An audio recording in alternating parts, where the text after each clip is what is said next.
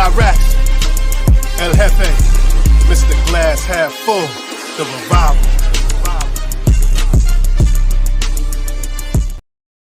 Welcome back to New York Revival. It's a special episode. It's a Friday. It's a freaking fantasy Friday show. It's not Friday, but it just feels like it because it feels like it. It just anytime you talk fantasy football, it should be a Friday show. But we're live on a Tuesday. Instead of going live tonight, we're bringing you a special episode at 4:00 because this is the last waiver wire. This is the last week before most fantasy playoffs begin. So we got a very special guest coming on. Spiro, how you doing, man? Good, man. Good. I'm winding down in a lot of my leagues. Starting to get real here. How many leagues are you in? Too many. I'm in I'm in 5. Oh.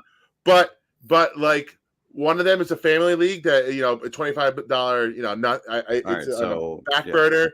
One I'm at a silent investor in, so I didn't pay anything in. So I had to say yes to that, right? So that's are you just are you a special advisor or something? I drafted a team. I worked the roster every day, every week.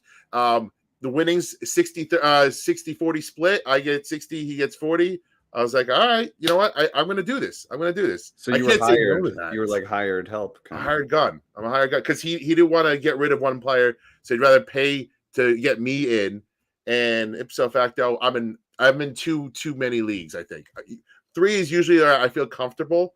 5, I'm way out of my zone here. Too many. How about you?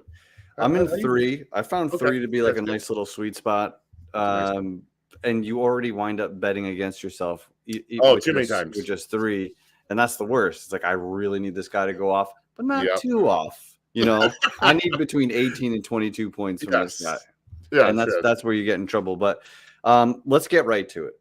Yeah, let's get right to it. Let's talk shop. He's no expert FF on fantasy, but he's blown up.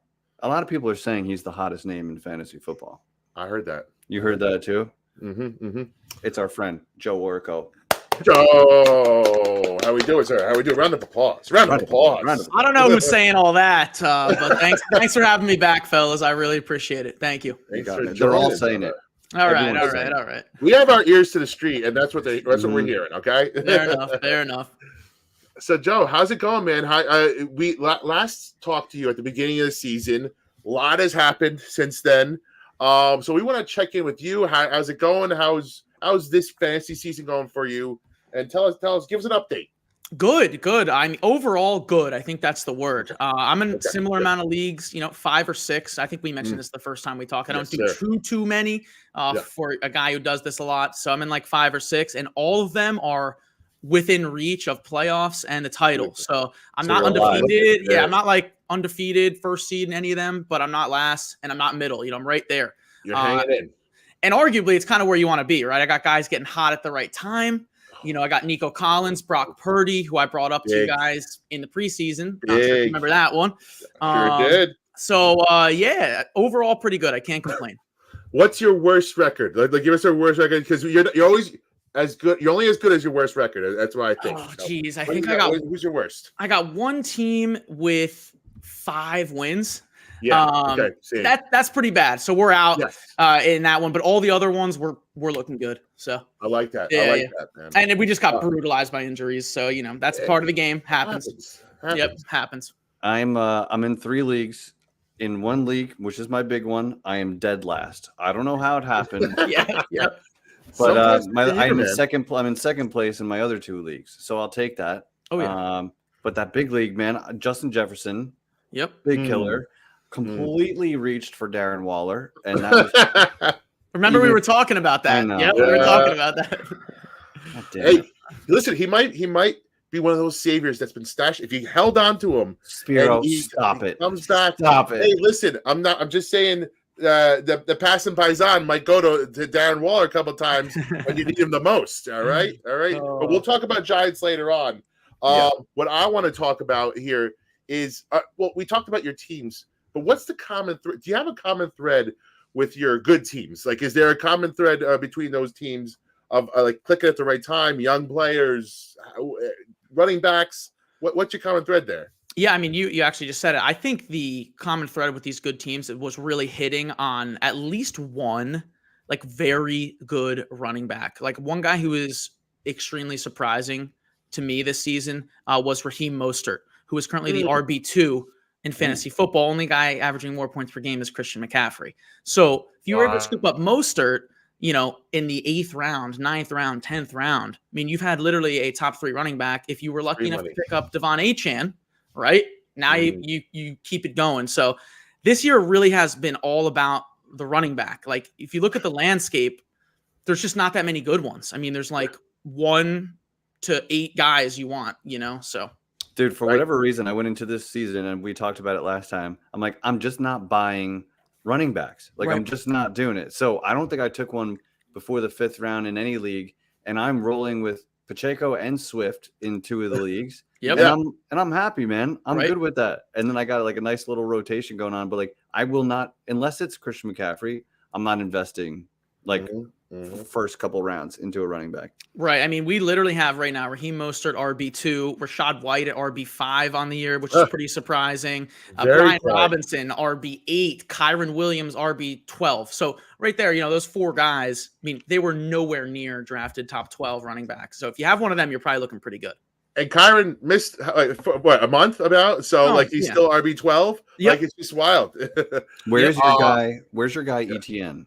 RB3 on the year, ladies and gentlemen. 3. You were banging the drum pretty hard for him. Yes. I do it. I mean, I have shares of Ridley.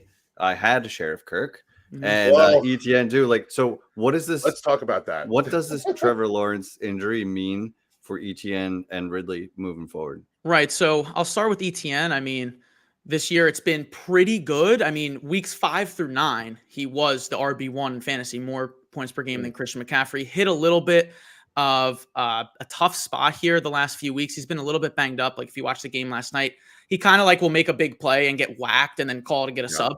It happens like 4 times a game. But anyway, still 18 points last night. I think that the injury to Lawrence, which it came out today, that's not season ending. So I think he's going to miss, like 2 games maybe. I think with ETN, you still roll him out there. The matchups are actually pretty good. He's got Cleveland coming up, which all season has been bad, but they've softened up against the run recently. And his playoff schedule is pretty solid. If you make it to the finals, he's got Carolina. It's the worst defense in the league for running backs. So I think you keep rolling him out there. He's going to be seeing 15 plus opportunities. Talking about the running back landscape, like those guys don't grow on trees. You start them.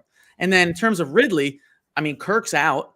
So that I think that kind of offsets the Trevor Lawrence also being out here for a couple games. If Ridley's like your wide receiver 2, I'm a little nervous there. But if he's your flex, there are way worse options. So yeah, flex, I'd feel a lot better. No, sorry about that. Not to come at you. Let me see. I got St. Brown, DJ Moore, and Ridley. Ridley would be my 3. I have Jordan Addison. I have Jordan Addison too. I don't know what to do with. Right. So we'll see how that plays out with Jefferson coming back. And that's kind of, an important topic just when we start talking about playoffs. Like, I feel like the wide receiver position is really the one in your lineup where you'll see the most movement. You rely on your stud running back week to week. You rely on your stud QB if you have one and your tight end. But wide receiver is really where you're going to win or lose your matchup. For better or for worse. And that's where you kind of, in the playoffs at least, kind of make those matchup-based decisions, if you will. Yeah, let's get into that too, because I always find this part hard because when it comes to like the end of the season, you have bye weeks, which are like we have a bye week this week, but you have teams starting to rest players for the playoffs. The matchups get very interesting. So I want to go philosophy here. What is your philosophy? Do you go matchup based, or do you just ride your best guys no matter what they got, and just whoever got you there, you're rolling with them? How do you look at that situation? Right. I mean, I think it's a balance, which I know is a tough answer, but I will explain. Yeah. So you have a guy like Tyreek Hill. He could be playing the Jets twice in one game. They could have 25 guys on defense. He's starting. Right. Even I'll go as far as saying a guy like Jalen Waddle, like he's not leaving my lineup. Brandon Ayuk, Deebo Samuel, they have amazing matchups, right? But guys in that tier, right? Top 15 wide receivers, they really are staying. But after that, I mean, once you get into like Terry McLaurin, for example, who maybe that's a bad example. He had 0 points, but that's where I start to look like at these guys that are heating up. So, for example, any of these Green Bay wide receivers, because Jordan Love's playing fantastic. They have a nice schedule. A guy like Zay Flowers could get in my lineup over a top 20 receiver in a bad matchup. Your boy Jalen Hyatt is someone I wanted to talk about today because really it's like these rookie wide receivers, when they start to get hot, are the guys that win you the league, essentially. Like Jonathan Mingo right now, 3 straight games of 6 or more targets. He plays in the Panthers. I get it, but we've seen Adam Thielen out of nowhere, right, be like a top 5 wide receiver for the whole season. Who so the hell saw that coming? I know, right? Jaden Reed, again, on the Packers, Rashee Rice on the Chiefs, Jackson Smith and Jigba, like they've already kind of broken out. So really keep an eye on these rookie wide receivers. But I mean, they're not going to get in over like a Tyreek Hill or a Amon-Ra St. Brown, even a DJ Moore. Mentioned, so I think Nico Collins could be a league winner. 100%. He's a guy you probably got as your third, maybe even a flex. I don't know, but like that dude is, and now Tank Dell is out. He's going to be the guy. He's going to feast. Right. So like that's actually a pretty good example because he plays the Jets this week. I have him in a couple leagues. I'm not even considering sitting him. He's in the lineup. So Yeah. I do. Jeff, you have any other questions? I got a quick question from the chat for you. Is there a big name, or a surprising name that you would consider dropping at this point in the season? Oh, geez. I mean, I think you kind of have to see these offenses that are just fading down. Like, for example, the Steelers, like Deontay Johnson. It's like, do I really need Deontay Johnson or George Pickens on my team? Like at the moment, not really, I don't have much faith in Mitch Trubisky going into the fantasy playoffs and a couple of difficult matchups. So I think those guys and like Miles Sanders, these running backs that are never going to do much for you. Khalil Herbert, right? Like these RB2s, there's just zero need to have them on your roster at this point.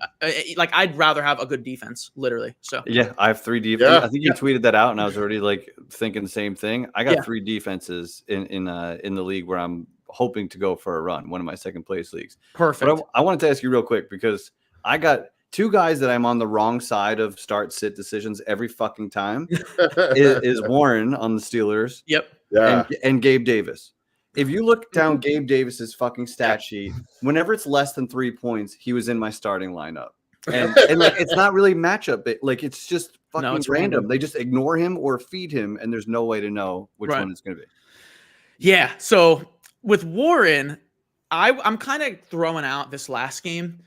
It was like weather delayed, like multiple hours twice. Weird game. Very bizarre game. And also the Cardinals kind of are trending up a little bit on defense with Kyler back. I know that he plays offense, but I wouldn't worry. I wouldn't worry about Warren at all. In fact, the Steelers have the number 1 schedule for running backs in the playoffs. So he is full go, in my opinion. I mean, even more so than Najee. I have him ranked back to back, but Warren just a little bit ahead because, well, if you watch them play, it's pretty obvious who's the better player.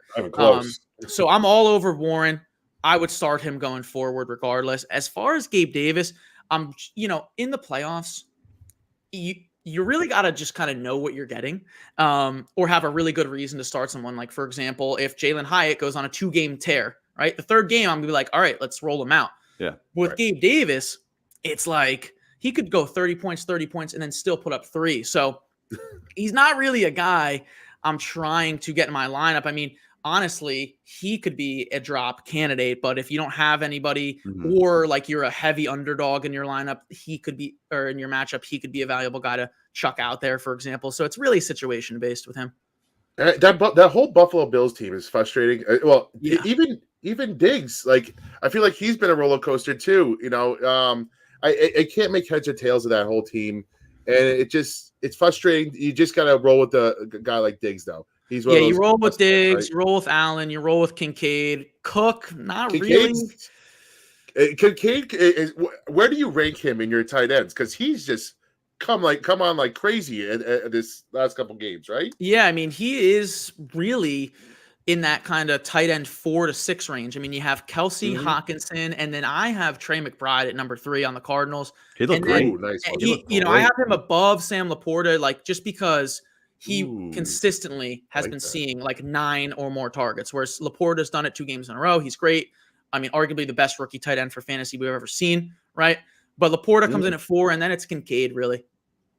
I like it, man. These rookies, you're right though. Like we just named three like young players, rookies that are coming in at the tight end position, very weak position, by the way, and you come and might win you a league. But let's talk about another team though. I got a question about you. We talked about the Jaguars.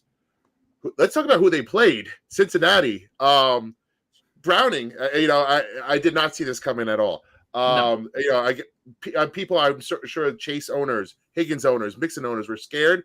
Now, after seeing what they did Monday, does it change anything for you? Are these guys, you guys roll them out like they're Burrow like or confidence wise? Where are you at? Yeah, so I mean, it's not Joe Burrow, obviously, but I was always a little bit higher on Chase, for example, like after this injury news about Burrow, just because there are receivers and quarterbacks, vice versa. So there are receivers that are made by their QB. There are QBs that are made by their wide receiver. I think, if, for example, Kirk Cousins didn't have Justin Jefferson, he might, wild take, not be as great. He's a great QB, right? Nothing against him. But with Chase and Burrow, they just make each other. Like they're both great. And they could both exist without one another. So with Chase, I'm rolling him out as a top 15 guy, like right in that tier with like Deebo Samuel, Nico Collins. He's right with them. This was extremely encouraging. 12 targets, 11 catches. I believe it was 150 yards and a touchdown against Jacksonville. In Jacksonville, like they're pretty good. Right. So Chase, you got to be through the moon. Joe Mixon is out of nowhere, but he does this, 30 points, 26 opportunities, 2 touchdowns. And if you have Browning in like a super flex league, you got to be feeling pretty good because there's been so many QB injuries and so many of those guys these backups have not been good. But Browning, I mean, you can throw him out there. I mean, he's got the Colts, Vikings, Steelers, the next 3. Like those are easy games. So you can throw him out there for sure in 2 QB. Obviously in single QB, I'm probably looking a different direction for now. Right. What do you think about Higgins now? He's the tough one. Just coming back from injury, wide receiver 2. What's your thoughts on him?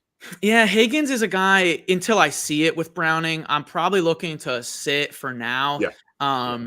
If we're talking like Higgins or Gabe Davis, we're flipping coins. Right? You're gonna be wrong. You're gonna be wrong either. You're gonna be wrong. So just live with that. Exactly. So Higgins is probably a guy like, for example, and if we don't see this, we have one more week till playoffs. If we don't see it in week 14, he's going to be a sit for me moving into playoffs. And like, I'm going to look for like a trendy guy on the waivers. For example, maybe Odell Beckham has like a great game and we get, you throw him out there, someone like that. I know it sounds crazy, but like at the end of the day in playoffs, the only thing that matters is you just sounds stupid, but only thing that matters is you score the most points. Like hypothetically, you could bench Justin Jefferson for somebody, right? Obviously, there are weeks. I know, but there are weeks where that was the play. Yeah. Yep. So there's a guy that he's just been riding my bench. Because he's projections, maybe they're stupid. He's projected for like 2 points every week, but then he'll go 4 weeks in a row scoring over 12 every week and over 20, 2 of them. And that's Taysom Hill. Is that a guy that you mess with at all? Or is he just so unpredictable that you don't know what to do with him? So do you have him because every league's a little bit different. Yeah. Do you have him as a tight end or a quarterback? He's a tight end in this league. I think that he's a great tight end to have. I mean, he's a guy who's going to score like 5 points or like 25 points. Right. There's tight end position. Yeah, there's and honestly, not a lot of tight ends have that. I mean, if you get like 9 points out of a guy like David Njoku, you're like, great, we did it. Right. That's a win. Yeah. So I think it's worth it. I mean, he's kind of like budget George Kittle. And they use him so much in the offense. And if Derek Carr's hurt, coming out this next week, I mean, Taysom Hill, like, it's kind of funny. All my buddies who have Derek Carr in my 2 QB league, they're like, yeah, my quarterback comes out when they go in the red zone. And it's true. It's like a bad running back. So I like Taysom Hill. I think you should feel pretty confident about him in the tight end position for sure. Would you play him over, like, Swift is banged up. He would be my other flex option, or Warren. Like, would you flex him over either of those guys? Probably not. That's tough. Yeah, probably. Who is your tight end? Kelsey. Yeah, sheesh. Well, you have a good problem, but probably not. And on Swift, just because you mentioned him, that's a guy that a lot of people are kind of down on right now. I'm actually a bit more optimistic. He gets Dallas next, who just got torched by Zach Charbonnet, like on the ground, who's a rookie. So if Swift is good and healthy, I have no problem rolling him out. Then Seattle, then the Giants. Sorry, guys. And then Arizona. Hey. So, like, the playoff schedule for Swift is actually really good. Those are teams they're probably going to beat up on in the playoffs. So maybe you sit him against Dallas. You look towards Warren. I'd probably do that just to see where he's at injury-wise for Swift. But you should feel pretty good about it. All right. I will feel good. There you go. I want to ask you not a longer question, a general question about your best pickup of the year, your waiver wire gem. Who's your guy that you're going to plant your flag for? So I think my best pickup, I'll give you one at each position. But the number one guy who just came to mind right away is Puka Nacua. So, every time he was red hot in the beginning. No, insane. And then, every time it's like, oh, he had a bad game or whatever. I mean, he's had 4 bad games this season. Either he's been hurt or Matt Stafford has been hurt. Right. Literally. That's it. Every other game, he has scored like over 12 fantasy points, which is great. I mean, in countless games, he scored over 25. We had 24 this past weekend. So he is a guy who, in terms of average points at the wide receiver position, top 12, 17.4 a game. Like, you line him up across from Jamar Chase this season, half the time Puka is outscoring him. It's ridiculous. It's actually insane. He's higher points per game than Brandon Ayuk, Deebo Samuel, Devontae Smith, Adam Thielen, DK Metcalf, all these guys. So if you snagged him, and he was like a week 1 guy, if you snagged him, you're feeling pretty good. And like, when he's your bench wide receiver, you don't have to, if he's hurt, great. Well, he didn't exist on my team. So, and then at the running back position, kind of similar actually, but just hasn't played as much as Devon Achane, who I mentioned a little bit before. I mean, that offense. Yeah. You want a piece of that offense. Yeah. So he's RB2 in terms of points per game. Now, obviously he hasn't played that many games, but like, if you took out the game, for example, week 2, he scored 1.9 fantasy points because he played like 4 snaps. Right. And if you take that out, I mean, he is the highest points per game. But he had another game where he had like 85 points. Yeah, he had 51 the next week, right? So they all average out. Yeah. I mean, he has played in 4 full healthy games. Here are his points: 51, 27, 22, and 25.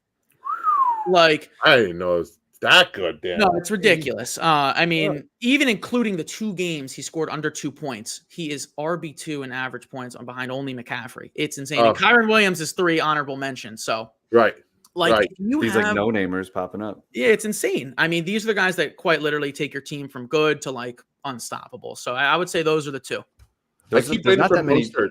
Oh, sorry. Go ahead. Let's say there's not that many teams where you could confidently start 2 running backs, like the Lions, and them come to mind. But you could definitely. I mean, HN, like, as soon as he goes in, Mostert still produces. It doesn't matter. I can't imagine rooting for a team that can do that. Right. It's such a good offense. Yeah, they're a team where, like you asked before, do you sit guys? Do you roll them out regardless? You just roll these dudes out regardless. I mean, this week, for example, they played Washington, who has a horrible pass defense, and you saw the running backs eating. Obviously Hill had a crazy game, but like Tua only scored like 17 fantasy points. Waddle had like 10. So it don't even try to predict the Dolphins. Just start. Just start. Yeah, because they could go up for 40 plus at any time. Right. So and Waddle's due, for his 45-pointer of the year. That's coming soon. So yes, absolutely. Who's due? Did you say Waddle? Yeah, I mean, normally he has a big game in him. Every year. I haven't seen it yet, but I do still have faith here that it is coming. He's been consistent, but like nowhere near what you would expect. And just Hill is just going so fucking crazy that it's like, can he get one? Can he get 1 or 2? Can he get one? I hear you. Yep. So let's keep the team thing going here. Being that we are a New York podcast, we are heavy Giants. We got Saquon. First, I want to get your thoughts on Saquon. Go the rest of the way. How you feeling about him? How you feeling about his season? And then, is there other Giants, that you would recommend for this stretch run here? So, what you got on those 2? Yeah. So for Saquon, I was, after week 11, he had a monster game against Washington, obviously, as you guys know. I was pretty optimistic, obviously. A lot of people were like, sell high, get out. I was on the opposite side. He's going to have a good game against New England. Well, he kind of didn't. But if you told me that Saquon was going to get 15 opportunities, again, in any game, I'm taking it's in my lineup for sure. So out of the bye, hopefully, he's feeling a little bit better. Plays Green Bay. We just saw Pacheco torch them, so I like him this week. The playoff schedule is not awesome though. You have the Saints, the Eagles, and then the Rams, which is pretty good. But for Saints and Eagles, it's like they're going to be trailing, so I'm expecting 4+ targets, right? And I'm sure he's going to get 10 rushes. So again, he's going to be around that 15 opportunity range. He's a guy, if he disappoints in week 14, I think you look elsewhere in the playoffs, right? You throw in a Jaylen Warren in an awesome matchup, for example, right? But if he does well in week 14, Giants do well, which kind of I'm anticipating. I'm actually anticipating a pretty good game against the red-hot Packers. I'm not too worried about Saquon, just from a volume perspective. And I think that's an unpopular opinion. People are done with Saquon. I'm kind of on the other end of that. So why do you think it'll be a good game with Giants-Packers? Just curious. Yeah, well, I mean, they had the bye, right? That's I always just kind of look at a team coming off the bye, and I'm like, okay, they're probably going to be a little bit slept on, but ready for this one. And I also think DeVito is not horrendous, oddly enough. So, and they're at home too. I know you guys are really hard on your team, but I there's some excitement from Jalen Hyatt. Hopefully they can just kind of get these guys working. You always see these rookie wide receivers get a bump. It's like the rookie bump after their bye week. So to answer your second question, Hyatt is a guy who I'm really targeting, in a lot of leagues. He's not the biggest guy, as you guys know, but we've seen Tank Dell, be a top 3 wide receiver for the majority of the season. And I mentioned with Saquon that the schedule is pretty rough for running backs. So it's kind of opposite actually for the receivers. That game against New Orleans and then Philly, you can pass on those guys. New Orleans just lost Lattimore, I believe, who's the number 1 cornerback. So before the bye, Hyatt, 6 targets. That was the season high. Yep. 5 catches, 109 yards, 16 fantasy points. That's really valuable. If he comes out against Green Bay, sees 8 targets, I kind of want him in my flex over a guy like Deontay Johnson, for example, or Breece Hall if it doesn't get better, He's going to get you those chunk plays too. And DeVito's not afraid to throw it. And he's shown that. He's got a decent touch. He's just got to stop taking sacks. The Giants have no reason to not just bomb this thing to Hyatt. I'm sorry. He's a rookie. They got to see what they got. They don't want to give 45 touches to Saquon. I get it. Get this guy involved. I'm all over Hyatt. I really want him on my teams for sure. And not just because this is a Giants podcast. Actually, I was excited to talk about him with you guys. Awesome. You just got 12 more followers. Let's go. Let's go. Rank them up. I got a question. Gearing up for the playoffs. I told you I'm big in loading up on defenses over guys that I'm probably not even going to flex. The guys that are just taking up roster spots. I'd rather have options in the playoffs. So looking ahead, who are your defenses that if they're available, go get them for a playoff run? For sure. So right away, I like to look at kind of who the opponent is. Yeah. So teams I'm targeting defenses against, any defense playing Carolina. The Browns, not so much anymore. I actually really kind of liked what Flacco did. He looks really good. But the Jets, the Pats, Carolina, and now Pittsburgh, depending on how they look on this Thursday. So it kind of leaves you with a couple options here. I really like Houston. A team I didn't mention that they play twice is Tennessee, who, Levis is just throwing the ball anywhere he wants to any team he wants. So they play Houston plays Tennessee twice in the playoffs. I like that. I like Denver's defense. They have a couple of good individual matchups and a couple of bad ones. They get Detroit week 1 of the playoffs. So you don't want that. But then New England in week 16 at home. That is and you got to kind of focus on these defenses getting hot. Everybody knows Philly is a good defense. Everybody knows Cleveland's been pretty good this year, but Houston, Denver, these teams are heating up and they have some good matchups. You also look at Indianapolis. They've put up double-digit fantasy points in 4 straight games. They have Pittsburgh in week 15, then Atlanta. So you get them for 2 weeks. I'm starting any defense against Atlanta. So I think those are kind of my targets. Green Bay, they get Carolina week 16. So you kind of got to pick these matchups, if you will. That's fair. Okay, so let's talk money here. Let's talk money. Let's talk who's going to be your pickups this week or going into the playoffs?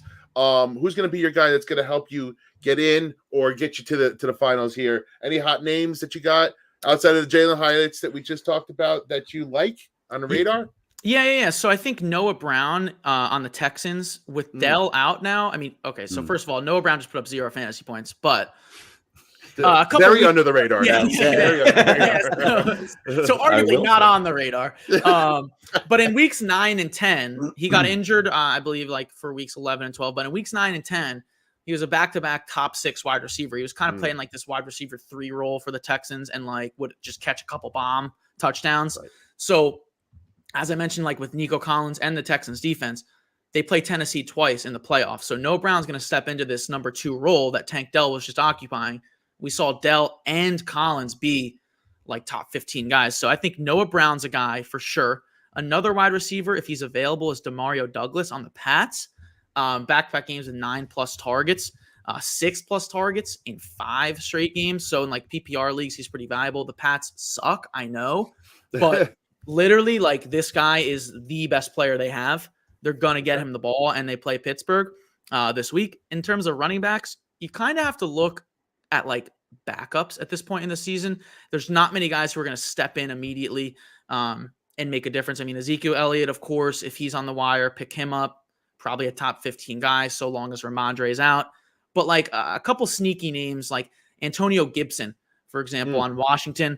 He's going to catch a lot of passes and see some more rushing work now that Brian Robinson's going to miss a few weeks. I believe with like I think it's a hamstring, but they're saying like 2 weeks out. They have the bye this week, so he's probably projected like nothing on the waivers. Right. So that's a sneaky one. Ty Chandler, he's the backup in Minnesota. He's just better than Alexander Madison. He's Madison just stinks. so much. Yeah, he's just so much better. So, you know, you kind of look for those situations. And we heard the Vikings coach like, oh, maybe they make a QB change, blah, blah. So they've about had it with what's going on over there. Dearness Johnson, ETN's backup. I mean, I just, unfortunately, I think ETN is like one massive hit away from just like missing a week. Don't say it. Don't say it. I know. And if Johnson gets work, he'll be pretty good. So there's just a ton of guys. I could go on forever, but can I throw a name out there? You know, you say like or dislike. Spears on Tennessee. Love. Okay, good. Yep. Good. I mean, I have been all in on Spears like all year, and it kind of reminds me of Rashad White last year playing behind Leonard Fournette, and it was like, can this guy please just like get his chance? And now, RB5. But so yeah, Spears. You know, if Henry's out, all in. He is like top 5 in every advanced rushing metric, which I don't really get too into. I kind of stick to the fantasy points. But it's nice to have those things to confirm that he'll be a good asset for sure. Awesome. Do you care about kickers? Yeah, I do. Okay. Kickers get shit on in this fantasy community, but I think, you know, it's just strategy. I'm a kicker. I look at offense. Sometimes you got to find that perfect middle ground. And let me know if I'm wrong, but like if you have an elite offense, they score a lot of touchdowns. That kicker is going to have a nice floor for you. But if they're a good offense, they're going to be able to move through, you know, and go for it. Maybe if they're closer and stuff like that. You kind of want a middle of the road offense sometimes who they're not great in the red zone, but they might kick some deeper field goals. Is there anybody that, like, for instance, I got McManus from Jacksonville. I don't know how they're going to be able to move the ball now. You know what I mean? Like, is that a guy because they got ETN, they'll be able to move the ball enough, probably not score? Is he a perfect choice or a terrible one? I don't know. Yeah, I think he's a pretty good choice, right? Because like you mentioned, you know, maybe they score a couple less touchdowns now, but they kind of get down there because they do have guys like Ridley and ETN. He plays in Jacksonville. So like it's probably not, you know, minus 20 degrees below zero, snowing and windy. The weather and the dome is kind of my biggest consideration with kickers. Like if you can find a guy who plays, you know, in a home stadium that's inside on like a decent offense. For example, like my favorite kicker is Brandon Aubrey on the Cowboys. Yes. He's probably not available, but he is a stud. Like Patterson for Detroit is available. That's a dome kicker right there. See, that's pretty good. But then you get like that. It's kind of niche because they just go for it all the time. Like if it's 4th and 4 from the 50, they're going, you know? Yep, true. I recently dropped him because he got me minus 1 point. Like Matt Gay is a good kicker on the Colts. Like that's kind of an offense you want, like Gardner Minshew at QB. Like maybe he's hot, maybe not. They play inside. Like that's a good guy to target. Young Wei Koo, like he's a beast. Carlson on the Raiders. You can always throw him out there. Greg Joseph, I feel like every time I watch him kick, he misses, but like he's pretty good. So yeah, kickers are a good time. Speaking of kickers, we got a question from one of our good followers, Chris. We got Tyler Bass versus Greg the Leg. What are your thoughts on that little matchup there? So I'm going Tyler Bass. Yeah, Okay. I want to be attached to the Bills offense with Bass though. Again, like every one of these guys has like their own little story.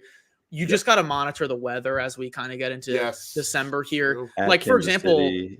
In week 15, they're at home against Dallas. And, that game should be 45-40. But if it's snowing and, the wind is 30 miles an hour, like we're going to be sitting Bass. So, yeah, you can also make some fun team names with Tyler Bass. So I like that. There's a lot of those. You need those guys. You need those guys for sure. Facts, man. Yeah. So. Jeff, you got anything more, man? Like we've ran through a lot here. Hey, I got a question for you actually. Yeah. And this is on how your industry goes and how your business is going right now. Being that now there are fewer teams involved coming into the playoffs, does your interest level of your fans and your the people online is it waning? Is it even does it increase because there's more at stake now? How does that go for you at this time of year? Yeah, it's kind of a little bit of both. We were talking a little bit about it before we went live, but last year I definitely noticed it kind of trickled down around this time of year because people, they're not drafting anymore. Obviously, they're not in playoffs, but also if I've kind of altered my content a little bit to be really playoff specific at this time, and the sickos are coming out to play here. The guys who are all of a sudden in playoffs and like really want to win. So, I got a thread coming out tomorrow, kind of just about what we're talking about on like very playoff specific. Normally it's a trade target day. A lot of those deadlines are passed. So it's kind of an irrelevant piece of content now, but there are so many guys like Hyatt, for example, these Packers wide receivers, as I mentioned, some of these backup running backs on waivers that are so valuable. And like people want to know like who is on waivers right now is going to win me my league. Like who is the Amon-Ra St. Brown? Who is, the Rashad White? Who are these players? So long as you alter the content a little bit, people stick around. But, once real NFL playoffs start, it gets a little dry. So we'll see what happens. But honestly, I could use the break sometimes. So no big deal. Speaking of that too, one more question on that. Yeah. I know maybe I'm just in the minority because I'm a degenerate, but makes three of us. Makes three of us. There's a lot of people that do fantasy in the playoffs too. Do you still see a little uptick over there in the playoffs as well with that? So again, you get the DFS kind of guys going, which I really focus like during the season just on kind of what we're talking about now. DFS is kind of a whole different ball game, but it's really fun. So yeah, I mean, DFS content becomes pretty popular. So if you guys want to have me on, in the playoffs, I'd rip that for you. Don't tempt us at a good time. I'm going to be getting into it. So don't worry about it. I'm excited for that. I love setting lineups like that because you just get a hunch on a guy that you think is cheap. You can build your whole lineup around that guy. So I love doing that. I usually put a couple together every weekend. So I love it. And thank you. Like, I love the threads that you do on Twitter. I don't always interact with them, but I always read them. Like, I always give them a look. Appreciate it. Yeah, and thank you. Usually it's something in there that I'm like, I should probably, go on DraftKings and make a lineup based on that one guy. So like, I always appreciate those. I encourage everyone to follow Joe on Twitter, No Expert FF. And that's your handle all over the place, right? They can find you everywhere. Yep, there, YouTube. That's really it. And on the show. Awesome, man. So thank you. I really appreciate it, guys. As always, it's really a great time. Looking forward to this all day. So thank you. Pleasure's all on this side, man. We appreciate you for coming on. And if you guys haven't checked him out yet, check him out. He's gonna win you a couple of leagues. And listen, maybe like you said, maybe we'll have you back and we'll do some playoff talk. Anytime you guys want, anytime. So you just let me know. Joe. You're the best. Thanks, guys. Appreciate it. Thank you, brother. Take care. Peace. That was great. What a good guy. Good guy. And I hope this gets regurgitated for the next 2 weeks because this is where the money is made here. Like the last couple of weeks, didn't mean shit, respectfully. When you get to this point, this is where every lineup decision matters. Every pickup matters. I hope you left some money in your budget left to get these Noah Browns. I did not. I have $4 American. Listen, it's tough because it's like if you're clinging, like if you're just clawing your way to get into the playoffs, you're spending it all to get there, and then you're like, oh, this is it, this is my team now. But if you're sitting back and you're like, you had a good team all year long, you could just throw your big chunks away now and pick up your league winners and just dominate people. You know what it affords you to do at a time like this is like you could spend 10% on that defense that has an elite playoff run because like the strength of schedule, it matters to an extent because you see like the quarterbacks that you're playing and stuff like that. Mm-hmm. But like at the end, it's always adjusted and it's never what it once was. So like your strength of schedule is never what it was projected to be because teams change.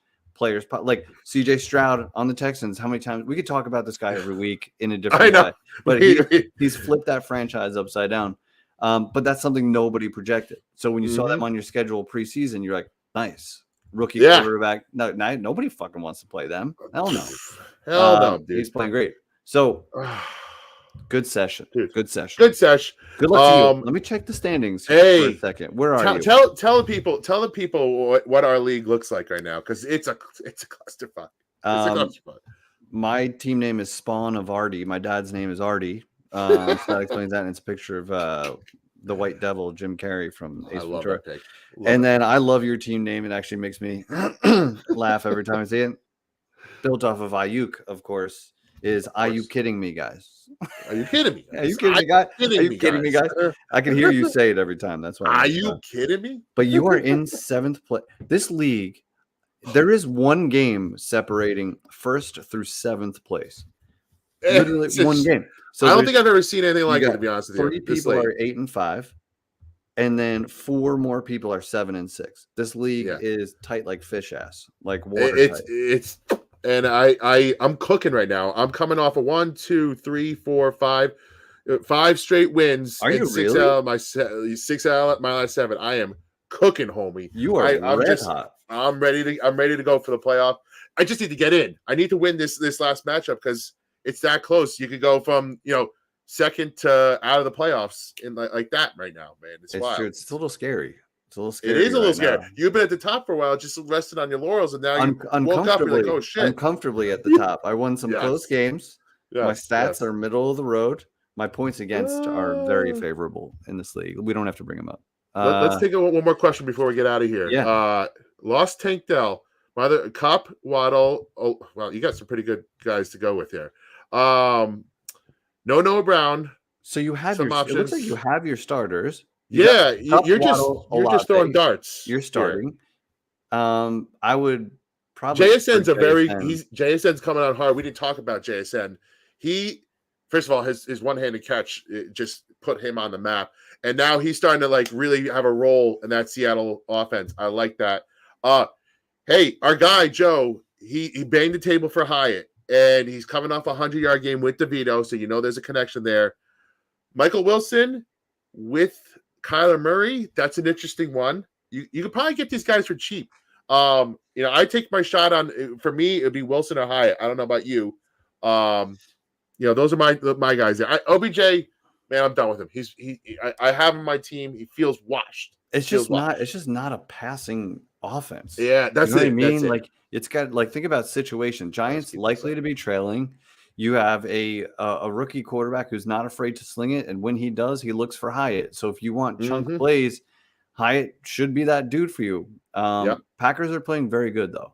They're playing very, very good football, and they just had a perfect fucking game plan the other night. It was just you saw Patrick Mahomes and Kelsey sitting on the sideline. They're like, we're not used to this because their defense has been great this year, and they were just getting getting mauled over. They just couldn't come back, but. I lost Tank Dell in one league as well. Cup Waddle, you're starting. Not even. You're still pretty good. You're sitting pretty good, man. I don't think you're not. This is just for fun. Yeah, you're not desperate. So Hyatt, if you're a Giants fan, I assume George, go Hyatt. If it's that close with anyone else, get Hyatt if you can, and see what he could do this week. Could be a nice playoff pusher for you. Hell yeah, man. Eagles secondary. We're gonna play them. They're not good. We're gonna be trailing. Yeah, well, but their defensive line might eat our offensive line alive. They will. But I have the Eagles defense. I will say that. Very good. Very good. All right, guys. Well, listen, we're gonna get you out of here. I know people got to do things on a Tuesday. It feels like a Thursday or Friday. Yeah, I hate it. I hate it. I hate it. But so no show tonight. No show, unfortunately. But we'll be back next week after the Giants' next game Monday night. We'll talk Jets, Giants. We're gonna get some Rangers talk going for you guys because Rangers are just so fucking hot, so hot right now, so hot right now. Anyways, go win your playoff. Happy playoff starting. Go win your leagues. Good luck to you guys out there. Jeff, not so much good luck to you if I play you. If I meet you in the playoffs, we'll see. Might be maybe a handshake agreement. Ooh, hey. Listen, we play each other in playoffs. That's best case. That's best case. Yes, exactly. Right? Exactly. We'll see you then. We'll figure that out then. Okay? We'll figure it out down the road. See you in the final. Yeah, buddy. Peace and blessings on behalf of Eli Rax, who let us run the fantasy show. He's such a good boss, isn't he? He just lets us. He lets us do these things. He's like the best boss I ever had. I'll be honest. But we love you, E. My man Spiro. We will see everybody next time. Thank you. Peace. Eli Rax, El Jefe, Mr. Glass half full, the revival.